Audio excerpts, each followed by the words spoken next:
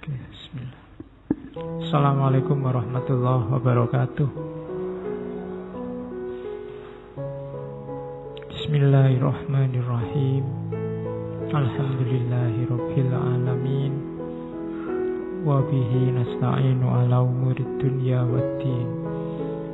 Allahumma shalli wa sallim wa barik ala habibina wa syafi'ina sayyidina wa maulana Muhammadin wa ala alihi wa ashabihi wa man tabi'ahum bi ihsanin ila yaumiddin. Amma ba'du. Bismillah, mari kita lanjutkan ngaji kita. Ini ngaji malam ini agak spesial. Yang pertama karena barengan sama sepak bola. Iya, ini sesuatu yang berat ninggal sepak bola itu. Ya, oke. Dan tidak harus dianggap yang nonton sepak bola lebih jelek daripada yang datang ngaji. Karena menyimpulkan semacam itu tidak sesederhana kelihatannya. Kalau yang nonton sepak bola itu dasarnya adalah cinta tanah air, sebagaimana Nabi juga cinta sama tanah airnya. Terus mbok niati aku arep niru Nabi, cinta sama tanah kelahiran, itu sunnah, bisa dapat pahala. Sebaliknya kalau ngajimu niatnya misalnya hanya untuk dapat status santri, apalagi santri, itu berarti tidak ada pahalanya. Yang ada pahalanya yang nonton sepak bola. Bahkan menurut saya, di antara contoh, kamu kan sering kesulitan nyari contoh cinta yang sejati. Biasanya contohnya ibu. Kamu bisa sekarang ambil contoh cinta yang sejati adalah penggemar sepak bola. Dibela-belain, teriak-teriak badannya, dicat, dibela-belain itu. Padahal dia juga tidak dapat apa-apa, malah bayar. Itu kan tidak ada pamrihnya apa-apa. Betapa tulusnya para penggemar sepak bola itu. Oke, jadi kapan-kapan kalau kamu mungkin menjelaskan contoh cinta yang sejati adalah fans sepak bola. Biasanya contohnya ibu. Oke, itu istimewanya malam hari ini yang mungkin harusnya sekarang slide-nya bukan itu, tapi kita nonton live. Nah, nanti jam 9 kita mulai lagi ngajinya. Oke, nanti update skor ya, sudah berapa-berapa. Malam ini kita nyampe ke sesi komunikasi yang ketiga. Saya ambil intercultural communication. Sengaja saya ambil tema ini, meskipun tema ini sebenarnya mungkin agak sangat bau kampus. Yang saya sasar sebenarnya interkulturalnya. Mumpung dekat sama 17 Agustus. Bhinneka Tunggal Ika. Jadi selama ini kita sadar bahwa cirinya orang Indonesia itu Bhinneka Tunggal Ika. Kita sadar bahwa kita macam-macam. Kalau tentang bahwa Indonesia itu plural, hidup ini plural, macam-macam, itu insya Allah semua orang sadar dan menerima. Problem utamanya adalah kalau ngerti bahwa hidup itu macam-macam, selanjutnya bagaimana? Nah, yang selanjutnya bagaimana ini yang tidak semua orang pinter. Kalau sekedar menerima bahwa realitas itu plural, kehidupan itu plural, ya insya Allah susah orang membantah bahwa hidup ini plural. Kecuali filsafat. Kalau filsafat dia bisa bilang bahwa hidup itu sebenarnya satu. Sufi juga begitu. Tapi secara sosiologis, antropologis, sosial, budaya, politik, ekonomi, diakui atau tidak bahwa hidup kita ini macam-macam, plural. Agama juga macam-macam, suku juga macam-macam, ras macam-macam, golongan macam-macam. Makanya di kita diwanti-wanti jangan sara. Maksudnya jangan sara itu bukan berarti kamu nggak boleh ngomong sara, nggak boleh ngomong tentang suku, nggak boleh ngomong tentang ras, tentang agama, yo boleh. Awas keliru. Kadang-kadang orang kalau ada ngomong tentang agama, nggak usah ngomong agama, sara. Nggak begitu maksudnya. Maksudnya jangan sara itu jangan mendiskriminasi orang, jangan melecehkan orang, jangan meminggirkan orang dengan dasar perbedaan sara, perbedaan suku, agama, ras, golongan. Maksudnya itu bukan kok setiap ngomong tentang suku, ras, golongan tidak boleh. Nanti anak sekolah itu ngomongnya banyak saranya. Anak kampus itu tiap hari ngomong sara. Kalau kalian kan paling ya ditambahi nggak cuma sara tapi saru. Nah, itu loh, kalau ngomong ndak apa-apa, yang ndak boleh itu melecehkan, mendiskriminasi, meminggirkan orang, memaki orang dan seterusnya atas dasar perbedaan sara. Itu yang ndak boleh. Jadi ndak apa-apa orang ngomong sara kalau konotasinya, konteksnya tidak untuk konflik. Maunya itu. Jadi awas keliru. Oke. Jadi itu tadi semangatnya semangat Bhinneka Tunggal Ika. Makanya intercultural communication, komunikasi interkultural. Bhinneka Tunggal Ika itu sebenarnya sudah dapat tafsir jauhnya. Itu kan ngambil dari Sutta Soma. Sebenarnya ketika kata-kata Bhinneka Tunggal Ika itu muncul di Sutta Soma, arahnya adalah sinkretisme agama Siwa dan agama Buddha. Majapahit itu kan nanti terkenal khas, dia punya jalur agama yang khusus namanya agama Siwa Buddha. Ini unik. Siwa itu ya Hindu. Kalau di kita kan hari ini kita bisa agama Hindu sendiri, agama Buddha sendiri. Tapi zaman Majapahit itu ada semacam sinkretis namanya Siwa Buddha. Kok bisa katanya Mpu Tantular? Ya bisa saja. Ya Siwa sama Buddha itu memang dua hal yang berbeda, tapi dua-duanya baik. Kalau bahasamu kemarin ketika ngomong spiritualitas, ya intinya hakikatnya sama. Makanya Bhinneka Tunggal Ika, kelihatannya beda tapi hakikatnya sama. Tanhana Dharma Mangrua, tidak ada kebenaran, tidak ada kebajikan yang menduai. Podo apik di sana ya apik di sini, podo apik. Jadi tidak harus dipertentangkan. Nah itu konteksnya, itu ngomong Bhinneka Tunggal Ika itu. Jadi setelah ngerti bahwa kita berbeda, kajilah lebih dalam. Sebenarnya perbedaan itu hanya di permukaan. Kalau itu kebenaran dan kebaikan, insya Allah sama. Itu maknanya Bhinneka Tunggal Ika, Tanhana Dharma Mangrua. Ditafsirkan oleh para founding father bahwa Indonesia ini bersuku-suku, berbangsa-bangsa, tetapi kita harus tetap bersatu. Diarahkan ke situ. Memang konotasinya memang dari kalimatnya bisa dibawa ke sana. Jadi kalau orang Indonesia kok konflik gara-gara agama, itu sebenarnya menyalahi semangat Bhinneka Tunggal Ika tadi. Dari konsep dasarnya bahwa kalau itu kebaikan, kalau itu dharma, tidak akan mendua, podo apike. Kayak tadi ya contohnya ngaji sama sepak bola, itu bisa sama-sama baik. Maka yang ngaji tidak boleh nganggap yang sepak bola lebih jelek, atau sebaliknya yang sepak bola nganggap ngaji lebih jelek. Itu dua-duanya baik dalam perbuatan, podo apike. Jadi kecuali tadi kalau ada motif di awal yang jelek, nah itu bisa jadi jelek. Nonton sepak bola nggo taruhan misalnya, itu jadi elek. Atau ngaji hanya nyari daripada nganggur atau nyari kopi aja, itu ya bedone. Jadi levelnya beda, tapi hakikat perbuatannya ya sama aja. Oke.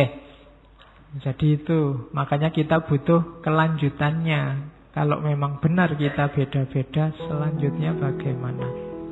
Kita mengelola perbedaan itu bagaimana? Dari situ nanti ada isu namanya intercultural communication. Berkomunikasi dengan setting budaya yang berbeda. Oke, bismillah. Kita mulai. Definisinya itu, apa sih intercultural communication? Itu communication between at least two people from different cultures. Komunikasi setidaknya minimal antara dua orang dari budaya yang berbeda. Minimal dua. Kalau sendiri tidak jadi komunikasi, harus dua orang. Tapi ada loh komunikasi transendental. Komunikasi transendental itu komunikasi dengan dirinya sendiri. Orang berpikir itu sebenarnya orang yang sedang ngobrol dengan dirinya sendiri. Cuma kapan-kapan kita ngomong itu. Hari ini kita ngomong komunikasi yang normal. Komunikasi, interaksi antara minimal dua orang dari budaya yang berbeda. Ya kalau budayanya sama Pak, ya tetap komunikasi, tapi ya tidak perlu dibahas, wong sudah sama. Yang jadi masalah itu kan yang budayanya berbeda. Dan ini perbedaan itu sunnatullah. Yaitu saya kasih ayat lah, ngaji kan diawali ayat. Itu kan Allah sendiri menegaskan di antara ayat-ayatnya Allah, ayat itu ini sebenarnya termasuk bukti bahwa yang harus dibaca itu tidak cuma Al-Quran, karena ayat-ayat Allah itu banyak. Antara lain ini namanya ayat kauniyah. Di antara ayat-ayat Allah adalah khalqus samawati wal ardi, penciptaan langit dan bumi. Berarti langit, bumi itu harus dibaca. Jadi ilmuwan, saintis itu membaca ayat-ayat kauniyah. Jadi ya sama, mereka juga membaca ayat Allah sebagaimana kita membaca Al-Quran. Wahtilafu alsinatikum, dan perbedaan bahasamu. Macam-macam bahasa, Jawa, Inggris, Arab. Wa alwanikum, dan warnamu, warna kulit. Itu ayatnya Allah loh. Ada yang putih, ada yang kuning, ada yang hitam, ada yang hitam sekali, ada yang macam-macam. Orang Indonesia aja kan kita menyebutnya kuning ya ndak kuning, hitam ya ndak hitam, gabungan kuning sama hitam, coklat misalnya. Atau ada yang hitam sekali, ada yang putih sekali, ada yang putih agak merah terus kita sebut bule. Ada yang itu ayat-ayat Allah. Maksudnya keragaman itu ayat-ayat Allah. Ayo dibaca. Jadi ngaji. Dalam definisi ini, kalau kamu jalan-jalan di mall atau jalan-jalan di Malioboro, mau kemana? Mau ngaji apa? Membaca ayat Allah. Nonton turis lewat, nonton itu kan ayat-ayat Allah juga. Ya. Jadi bisa jadi baik ternyata. Nongkrong di mall itu mau melihat bagaimana beragamnya ayat-ayat Allah. Wamin ayatihi masalahnya. Kamu rekreasi ya Parangtritis, terus rekreasi ke Kaliurang, itu kan lihat ayat-ayat Allah. Statusnya kayak kamu ngaji Al-Quran. Cuma hasilnya saja beda. Kadang-kadang kamu tidak bisa ngontrol, itunya jadi hasilnya beda. Oke, itu bisa. Levelnya kayak ngaji karena sama-sama mengkaji ayat-ayat Allah. Lihat pilpres itu ya ayat-ayat Allah. Sak gegerannya sekalian itu ya ayat-ayat Allah. Nanti tergantung kamu nanti dapat apa dari situ. Jadi keragaman itu sunnatullah dan kita punya kewajiban mengelolanya. Malam ini kita ambil satu sub bagian cara mengelola keragaman itu dalam aspek Gimana cara kita berkomunikasi menghadapi keragaman. Ini juga ayat lagi. Kacamatanya di mana ya?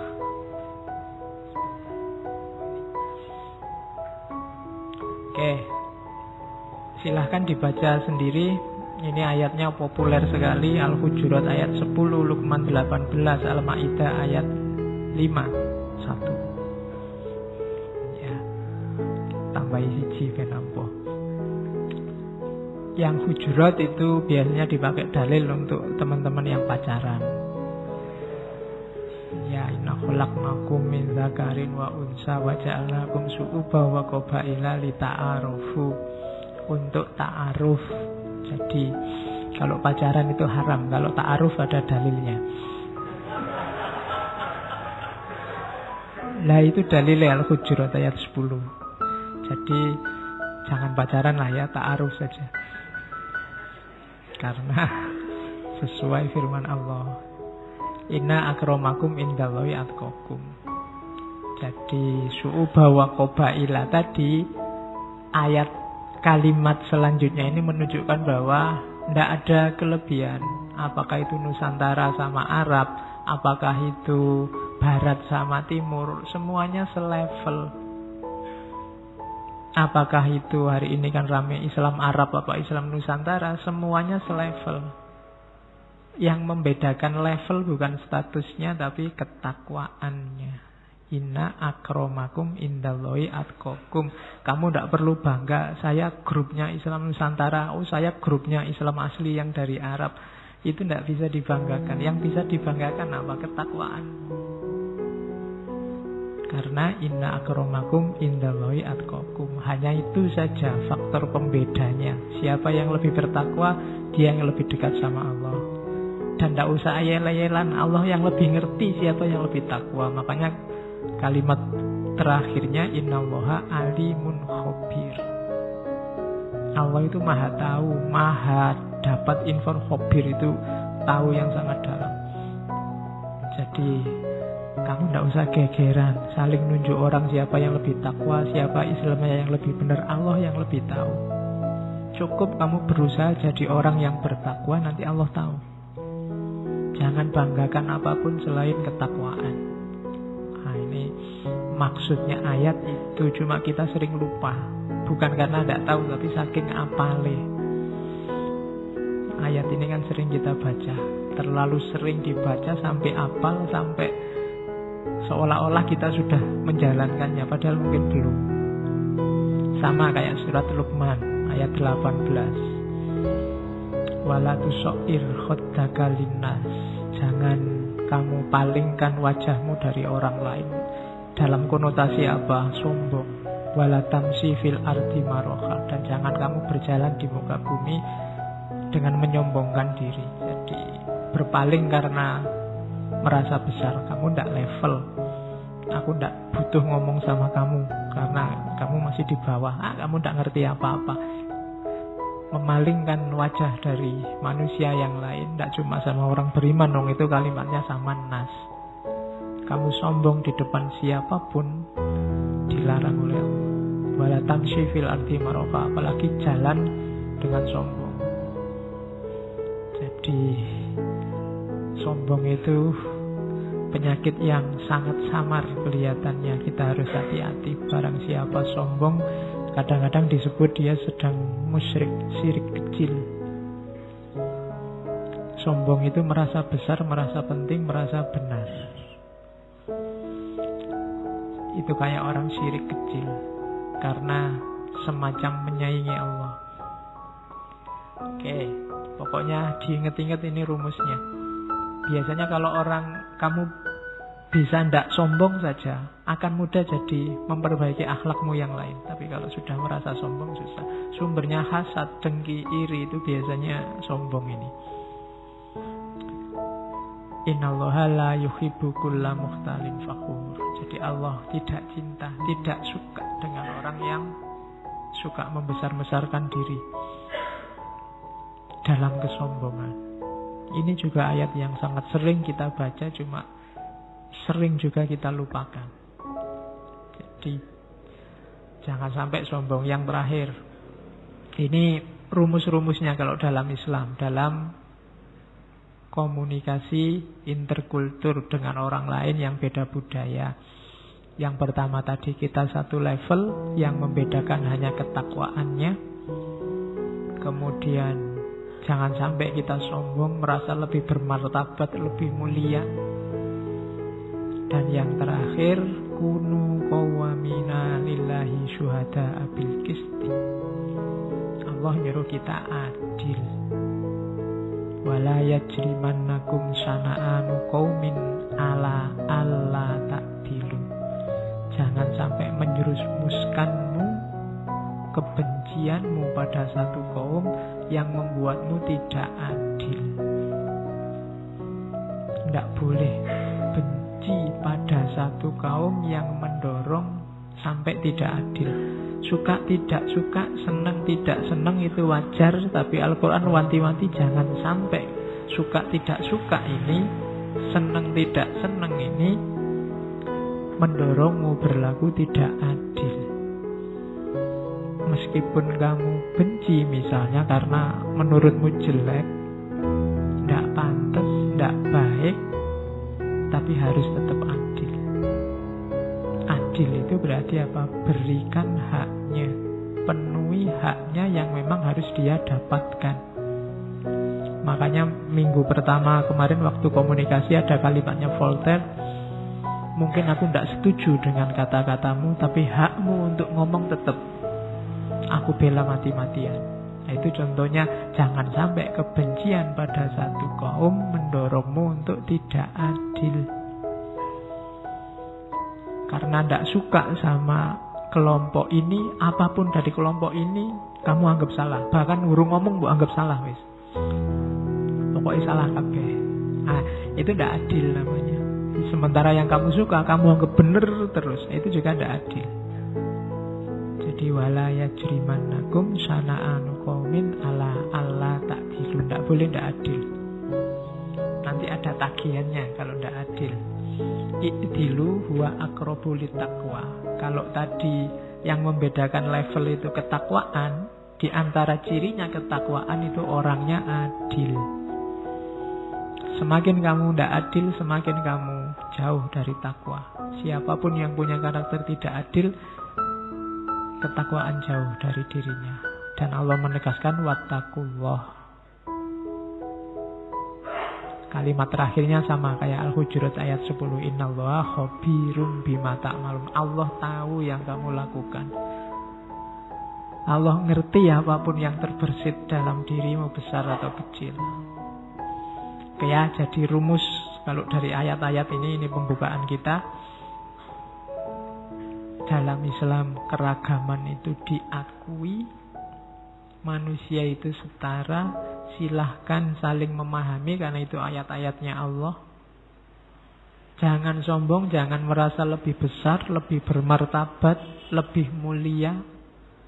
Satu-satunya parameter kamu boleh merasa lebih besar adalah karena ketakwaannya. Dan yang terakhir, sebenci apapun, setidak suka apapun kamu pada satu kelompok, harus tetap adil. Oke, kamu ingat-ingat 3 ayat ini.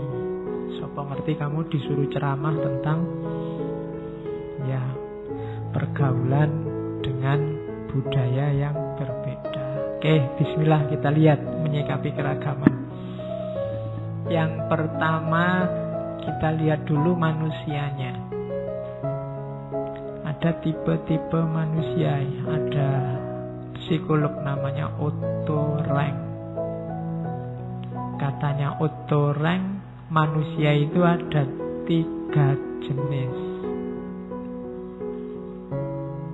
Model manusia menghadapi budaya keragaman di tengah komunitasnya. Ada manusia yang cirinya adaptif, ada manusia yang cirinya neurotik, ada manusia yang cirinya kreatif. Yang adaptif ini orang yang cepat sekali beradaptasi. Baru kenal sehari langsung akrab. Baru di Jogja sehari sudah merasa kerasan luar biasa. Itu orangnya adaptif. Sudah tidak mau pulang, sudah. Nah, itu adaptif, namanya cepat. Ganti kos bolak-balik santai aja, seneng pokoknya wis kerasan. Itu tipenya adaptif. Kan ada yang susah sekali beradaptasi. Kebalikannya adaptif itu neurotik. Kalau neurotik ini susah beradaptasi. Jadi yang dipikir dirinya sendiri terus. Tidak bisa, pokoknya yang lain harus manut dirinya. Nah, itu neurotik. Ada lagi kreatif. Kalau kreatif ini agak gabungan antara adaptif dan neurotik. Dia paham tentang masyarakatnya, bisa beradaptasi, tapi dia tidak manut begitu saja. Dia bisa menciptakan standar-standar kebenarannya sendiri, malah orang lain yang bisa manut dia. Itu tipe orang kreatif. Misalnya kalian satu kos, berdua apa berempat. Kalau orang adaptif, begitu masuk dia bisa langsung klik sama siapa saja. Kalau orang neurotik, kliknya lama. Kalau orang kreatif, dia yang dikliki. Orang ingin ikut kamu. Misalnya, enaknya malam ini makan di mana ya? Nah, itu usulmu yang diterima. Malam kayak gini, enaknya di angkringan saja, sesuai kondisi ekonomi kita. Oh ya wis, aku manut misalnya. Nah, itu kreatif. Kamu bisa bikin standar sendiri, yang lain ikut. Orang adaptif begitu dikasih begitu, ayo ya ke angkringan. Oke, aku ikut, di mana saja aku bisa kok. Beda sama yang neurotik. Kalau yang neurotik bingung dewe. Mau sih di angkringan, memang cocok sama kantongnya, tapi gimana ya? Nah, sesuai deh. Nah, itu neurotik. Jadi, ya kamu sendiri, kamu teliti dirimu sendiri. Kamu ini orang yang gampang nyambung, ataukah susah nyambung, ataukah kreatif. Orang adaptif itu nanti bisa gonta-ganti partai santai aja. Sekarang partai A, besok partai B. Wah, tipenya adaptif. Ya, kalau neurotik bingung dia, dikeluarkan dari partai stres, itu neurotik. Kalau kreatif bikin partai sendiri nanti yang lain biar ikut. Oke, jadi tipe-tipe ini nanti menentukan dalam komunikasi.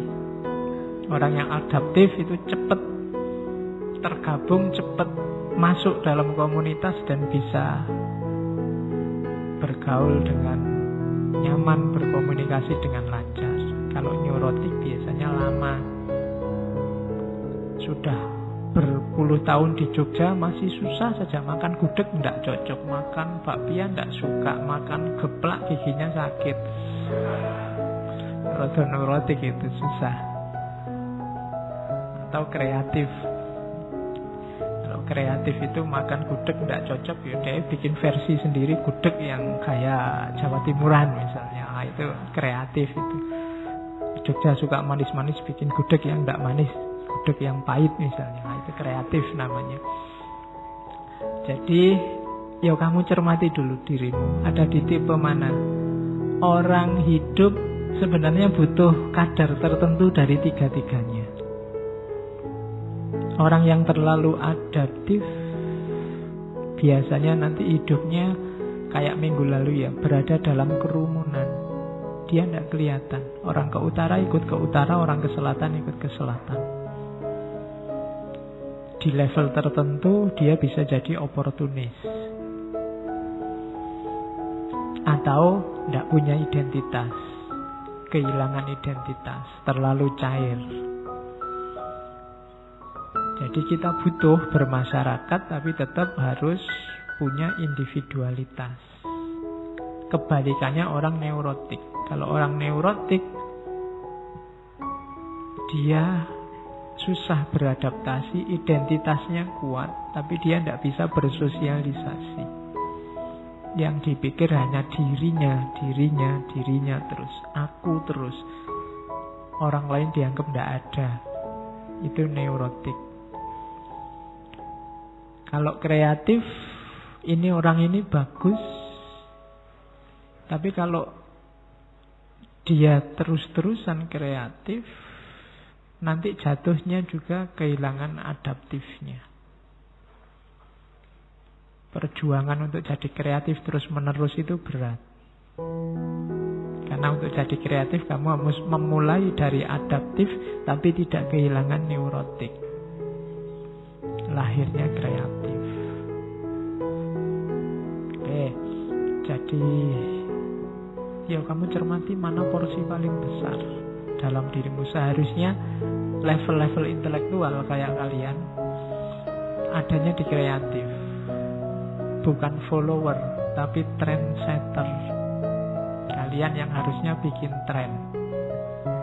Tapi kok isinya follower semua, ya berarti eman-eman. Kamu berarti kelompoknya adaptif. Jadi hanya ikut apa yang terjadi di sekelilingmu. Ya coba kamu cek Instagrammu, kamu cek Facebookmu, Twittermu, berapa juta kamu follow dan berapa banyak kamu di follow back. Ya, nah itu sekarang parameternya itu ya. Oke, jadi itu katanya Auto-Rank. Ini nanti menentukan dalam komunikasi. Problemnya ini, kenapa harus diatur? Karena jangan sampai jatuh ke sini. Prejudice, etnosentris, stereotype, dan diskriminatif atau diskriminasi. Prejudice itu suudzon. Itu definisinya panjang, kamu baca sendiri. Tapi prejudice itu suudzon. Belum sudah menganggap jelek. Oh, kalau orang itu alah mesti nanti. Nah, itu biasa, itu namanya prejudice. Kamu pokoknya sebelum lihat kenyataannya kamu sudah nganggap negatif. Itu namanya prejudice. Meskipun mungkin isinya memang begitu jelek, tapi kamu tidak boleh memvonis di awal. Kalau divonis di awal namanya prejudice. Ngaji filsafat, hati-hati mesti sesat besok. Itu prejudice. Bahwa besok mungkin sesat beneran, itu kan besok. Bukan sekarang. Ya, sekarang belum kelihatan. Ya.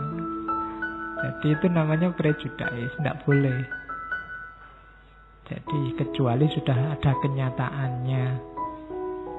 Prejudice itu kalau dalam bahasa agama bisa disebut fitnah, suudzon, itu prejudice. Karena tidak nyata, negatif dianggap nyata. Terkecuali kalau sudah jelas sesatnya, kenyataannya sudah sesat, tidak apa-apa disebut, oh itu sesat, oh itu bukan prejudice namanya. Kayak yang sekarang rame itu apa? Kerajaan ubur-ubur. Oh itu. Pinter ya. Lu gitu pengikutnya banyak loh, aku heran. Itu saya tidak tahu kerajaan ubur-ubur itu logikanya dari mana. Jangan-jangan penggemar SpongeBob itu. Oh no. Aliran pakai kerajaan ubur-ubur. Oke. Mungkin saking sumpeknya, saking judeknya melihat situasi di sekeliling terus mengalami semacam halusinasi mungkin. Oke, terus itu prejudice ya. Kalau itu sudah jelas sesat, itu ideologinya agak unik-unik. Tadi saya baca ada bahwa Nabi Muhammad itu perempuan, bahwa yang kayak gitu. Yang kedua, etnosentris. Etnosentris itu menganggap jelek karena afiliasi kelompok. Orang mana? Madura. Madura mesti ngono kayak gaya nih. Nah, itu etnosentris. Orang mana? Eropa. Eropa mesti seks bebas ya kan? Orang sana mesti ateis. Itu namanya etnosentris. Orang mana? Saya orang Papua Nugini, saya orang Afrika. Ala Afrika, mesti orang hitam-hitam belum beradab. Itu etnosentris. Kamu tuduh karena kebudayaannya, karena etnisnya, terus kadang kamu merasa lebih tinggi, lebih baik. Itu namanya etnosentris. Ini juga penyakit dalam hubungan antar budaya. Ada lagi stereotip. Kalau sebenarnya ini kayak etnosentris, cuma lebih luas. Enggak, etnosentris itu karena etnisnya. Stereotip itu ya anak yang belajar filsafat itu mesti hidupnya kacau, enggak karu-karuan, enggak pernah mandi, rambutnya gondrong. Nah, itu stereotip. Aktivis itu mesti lulusnya sampai semester 14 enggak lulus-lulus misalnya. Nah, itu stereotip. Begitu lihat aktivis, salah, kamu mesti nanti lulusnya lama, percaya aja. Nah, itu namanya stereotip. Jadi menganggap jelek orang karena statusnya. Padahal mungkin tidak begitu. Itu sama kayak prejudice tadi. Faktornya nggak cuma karena kelompoknya kalau dia gagal, kalau dia lulusnya lama, tapi sejak awal sudah kamu klaim bahwa karena kelompoknya. Oh, kalau partai itu mesti begini, kalau partai ini mesti begitu. Itu namanya stereotip. Begitu ketemu orang, dari partai apa mas? Dari partai ini. Ah, mesti. Itu stereotip. Oke, termasuk yang stereotip, yang pakai cadar mesti begitu, yang pakai sarung mesti ini, yang pakai jenggot mesti. Nah, itu stereotip. Hati-hati, tidak boleh jatuh pada stereotip. Yang terakhir, kalau ini sudah tindakan diskriminasi berdasarkan prejudice, berdasarkan etnosentrismu, berdasarkan stereotipmu, terus kamu melakukan tindakan yang tidak adil. Itu namanya sudah diskriminasi. Yang kulitnya hitam duduk di belakang ya, yang depan yang mulus-mulus saja. Itu namanya diskriminasi. Yang pinter-pinter di depan, yang tidak pinter di belakang. Itu namanya diskriminasi. Jadi tidak boleh stereotip, etnosentris, prejudice yang diwujudkan, yang jadi sumber terus melahirkan ketidakadilan. Itu namanya diskriminasi. Oke, yang cantik-cantik saya antar, kalau tidak cantik tidak. Itu diskriminasi.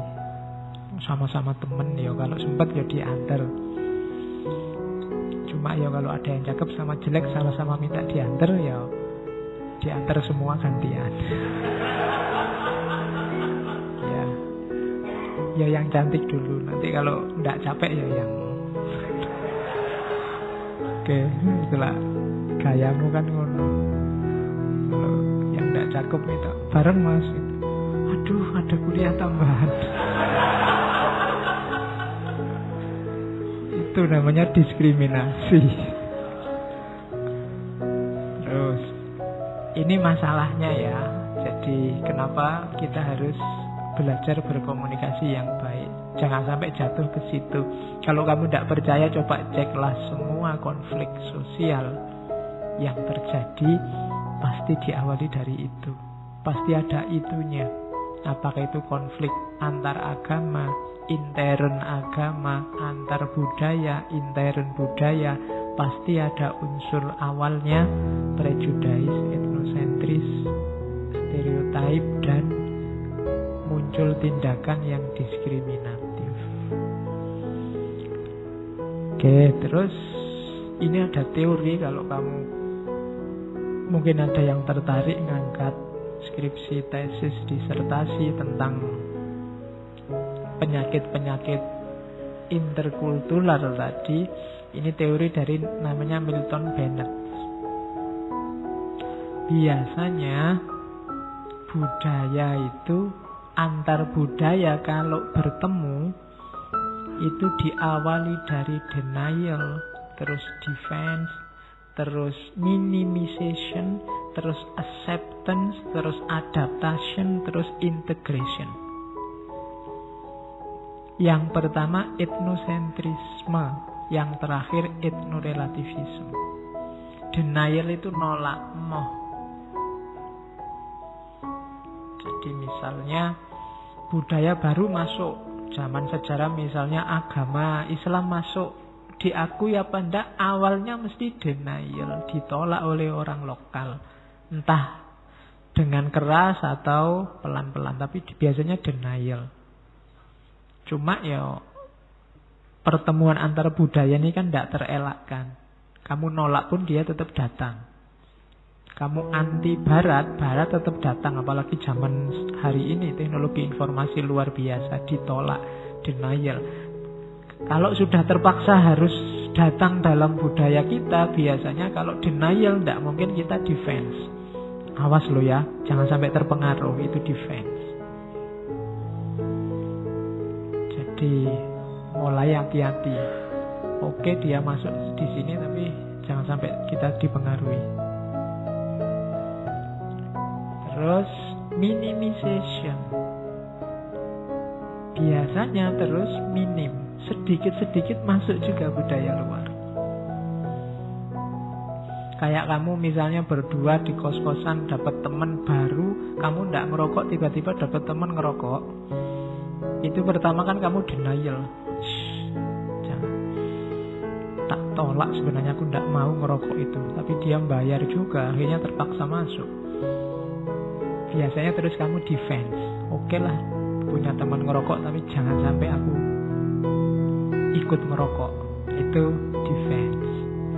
Tapi terus minimization, nyoba-nyoba sidik-sidik, saya jajal ngerokok, itu minimization. Oh ternyata enak, baru diterima, acceptance. Oh berarti ngerokok ndak apa-apa kok. Terus dia adaptasi. Iya ya, ternyata ngerokok itu ya enak juga. Kalau sudah begitu, pada akhirnya integration, berdua jadi perokok.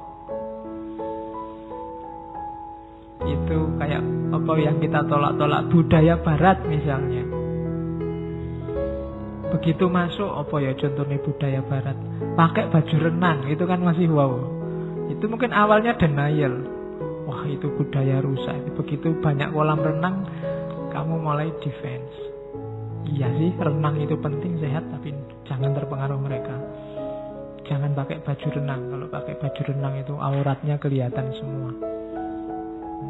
Nah itu defense. Tapi terus mungkin minimization, jajal-jajal pakai baju renang, tapi jangan kelihatan ya. Nyari kolam renang yang khusus perempuan. Minimization. Enak ternyata pakai baju renang. Tidak mungkin kita renang misalnya pakai jilbab, pakai itu kan tidak bebas. Nah, itu minimization, nyoba-nyoba terus acceptance diterima. Berarti boleh sebenarnya pakai baju renang asal nggak ada laki-laki lain yang lihat. Lama-lama adaptasi terus integrasi. Yo kalau di kolam renang ya memang harus pakai baju renang. Nah, suwe-suwe ngono. Nah, itu nanti begitu. Budaya itu begitu. Diawali dari etnosentrisme. Etnosentrisme itu kamu bertahan dengan budayamu yang lama, pada akhirnya akan etnorelativisme. Yo, yang membedakan durasinya. Ada orang yang denialnya lama sekali. Ada yang kemudian denialnya cepat tapi defense-nya lama dan seterusnya. Itu sama kayak kadang-kadang ada yang pertemuannya itu keras. Misalnya kayak dulu pertemuan Islam dengan Barat lewat perang salib. Itu kan pertemuan yang keras itu. Tidak cuma denial tapi perang. Tapi gara-gara itu kan terus Barat agak terpengaruh Islam, masuk sedikit. Kemudian beberapa budaya Islam diadopsi terus gitu. Sampai kemudian Barat ngerti kejayaan Islam, kemudian membangkitkan kejayaan sendiri di Barat. Nah ini pertemuan antar budaya. Makanya ini saya sebut teori. Kalau ada yang mau menjadikan kerangka teori untuk membahas pertemuan budaya, konsep ini bisa dipakai. diawali denial, kemudian defense, minimization, acceptance, adaptation, dan integration. Ini pasti terjadi ketika Hindu Buddha masuk ke Jawa, atau ketika Islam masuk ke Jawa, atau ketika Barat masuk ke Jawa. Itu pasti proses ini dialami.